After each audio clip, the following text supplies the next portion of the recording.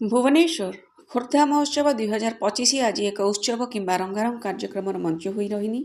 ଏହା ଆଜି ପାଲଟିଛି ବିକାଶର ମଞ୍ଚ। ଏହା କହି ମୁଖ୍ୟମନ୍ତ୍ରୀ ଶ୍ରୀ ମୋହନ ଚରଣ ମାଝୀ ଜିଲ୍ଲାର ବିକାଶ ପାଇଁ ପ୍ରାୟ 516 କୋଟି ଟଙ୍କାର ବ୍ୟୟବରାଦରେ 39ଟି ପ୍ରକଳ୍ପର ଶୁଭାରମ୍ଭ କରିଛନ୍ତି।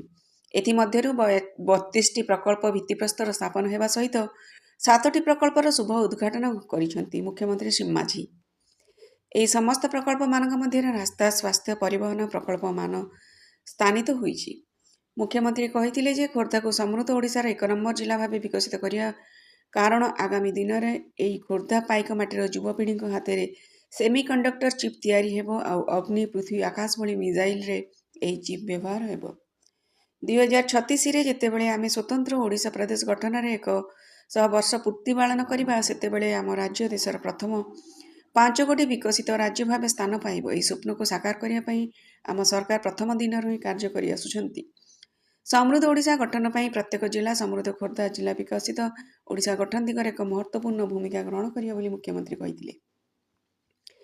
ଖୋର୍ଦ୍ଧାର ଇତିହାସ ବିଷୟରେ କହିବାକୁ ଯାଇ ମୁଖ୍ୟମନ୍ତ୍ରୀ ଖୋର୍ଦ୍ଧା ମାଟି ହେଉଛି ବୀର ମାଟି। ଏ ମାଟି ହେଉଛି ବଳିଦାନ, ତ୍ୟାଗ ଏବଂ ଶୌର୍ଯ୍ୟର ପ୍ରତୀକ। ଓଡ଼ିଶା ରାଜ୍ୟରେ ସୁଦୀର୍ଘ ଇତିହାସରେ ଖୋର୍ଦ୍ଧା ଜିଲ୍ଲାର ସ୍ଥାନ ଅତ୍ୟନ୍ତ ଗୁରୁତ୍ୱପୂର୍ଣ୍ଣ। ଏକ ଲମ୍ବା ସମୟ ଧରି ଏହା ଓଡ଼ିଶା ଶାସନର ପ୍ରଶାସନିକ କେନ୍ଦ୍ର ହୋଇ ରହିଥିଲା। ସିପାହୀ ବିଦ୍ରୋହର 40 ବର୍ଷ ପୂର୍ବରୁ 1817 ମସିହାରେ ଏ ମାଟି ବୀର ପାଇକ, ଚାଷୀ, ମୂଲିଆ, ସାଧାରଣ ଲୋକ ବର୍ବର ଇଂରେଜ ଶାସନ ବିରୁଦ୍ଧରେ ବକ୍ସି ଜଗବନ୍ଧୁ ବିଦ୍ୟାଧର ମହାପାତ୍ରଙ୍କ ନେତୃତ୍ୱରେ ଲଢ଼ିଥିଲେ। ଏହାର ବହୁ ପୂର୍ବରୁ 1804 ମସିହାରେ ଏହି ବିଦ୍ରୋହକୁ ଓଳିଥିଲା ଖୋର୍ଦ୍ଧାଗଡ଼ର ବାଳକ ରାଜା ମୁକୁନ୍ଦାଦେବଙ୍କ ଚାଳକ ସଂଗ୍ରାମୀ ଜୟୀ ରାଜଗୁରୁଙ୍କ ନେତୃତ୍ୱରେ। ପାଇକଙ୍କ ଏହି ବିଦ୍ରୋହ ବ୍ରିଟିଶ ସରକାରକୁ ସେ ସମୟରେ ବି ଦୋହଲାଇ ଦେଇଥିଲା। ବିକାଶ ପାଇଁ ଭିତ୍ତିଭୂମି ନିର୍ମାଣ ଓ ଖୋର୍ଦ୍ଧା ଜିଲ୍ଲା ପାଇଁ ଏହାର ଆବଶ୍ୟକତା ବିଷୟରେ କହିବାକୁ ଯାଇ ମୁଖ୍ୟମନ୍ତ୍ରୀ କହିଥିଲେ ଯେ ଖୋର୍ଦ୍ଧା ଜିଲ୍ଲାର ଡବଲ ଇଞ୍ଜିନ ସରକାର ଏହି ଦିଗରେ କାର୍ଯ୍ୟରତ। କେନ୍ଦ୍ର ସରକାର ଏବେ ନିକଟରେ କ୍ୟାପିଟାଲ ରିଜନ ରିଙ୍ଗ ରୋଡକୁ ଅନୁମୋଦନ ଦେଇଛନ୍ତି।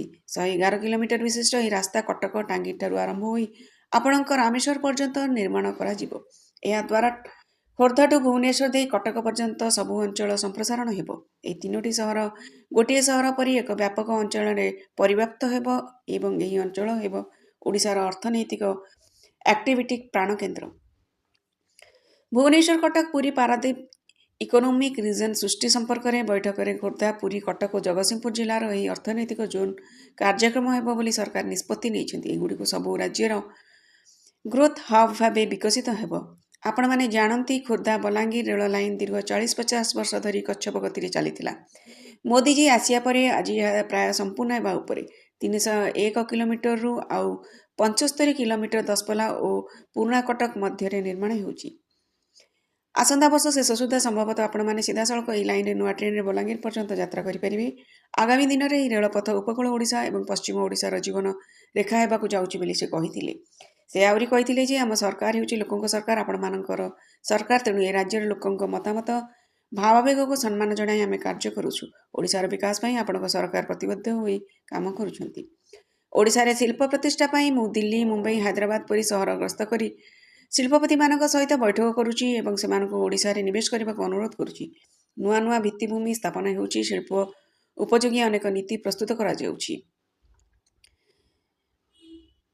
ଶିଳ୍ପ ସହଯୋଗୀ ଅନେକ ନୀତି ପ୍ରସ୍ତୁତ କରାଯାଉଛି। ଶିଳ୍ପ ସଂସ୍ଥାମାନଙ୍କ ଆବଶ୍ୟକତା ଅନୁଯାୟୀ ଦକ୍ଷ ମାନବ ସମ୍ବଳ ସୃଷ୍ଟି ପାଇଁ ସିଙ୍ଗାପୁର ଭଳି ଦେଶ ସହିତ ସହଭାଗିତା କରାଯାଉଛି। ଏହି ପ୍ରୟାସର ଅଂଶ ସ୍ୱରୂପ ଗତ ଏପ୍ରିଲ ମାସରେ ମୁଁ ଖୋର୍ଦ୍ଧା ଆସି ପ୍ରାୟ 6,000 କୋଟି ଟଙ୍କାର 13ଟି ପ୍ରକଳ୍ପର ଭିତ୍ତିପ୍ରସ୍ତର ସ୍ଥାପନ କରିଥିଲି।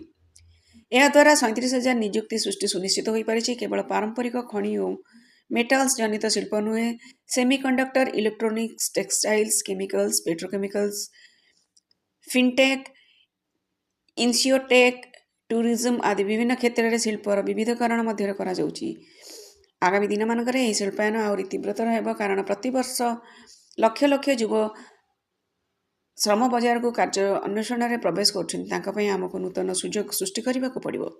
ଉକ୍ତ କାର୍ଯ୍ୟକ୍ରମରେ ଭୁବନେଶ୍ୱର ସାଂସଦ ଶ୍ରୀମତୀ ଅପରାଜିତା ଷଡ଼ଙ୍ଗୀ, ବିଧାୟକ ଶ୍ରୀ ପ୍ରଶାନ୍ତ ଜଗଦେବ, ପୂର୍ବତନ ବିଧାୟକ ଶ୍ରୀ ଦିଲ୍ଲୀପ ହରିଚନ୍ଦନ, ମହୋତ୍ସବ ସମ୍ପାଦକ ଶ୍ରୀ ନରେନ୍ଦ୍ର ପୃଷ୍ଟି, ଜିଲ୍ଲାପାଳ Shri Amrit Ruturaj, CDO Shri Jyotishankar Sahu, BMC commissioner Shri Chanchala Rana ପ୍ରମୁଖ। ସମୃଦ୍ଧ ଓଡ଼ିଶାରୁ ରଜତ ମହାପାତ୍ରଙ୍କ ରିପୋର୍ଟ।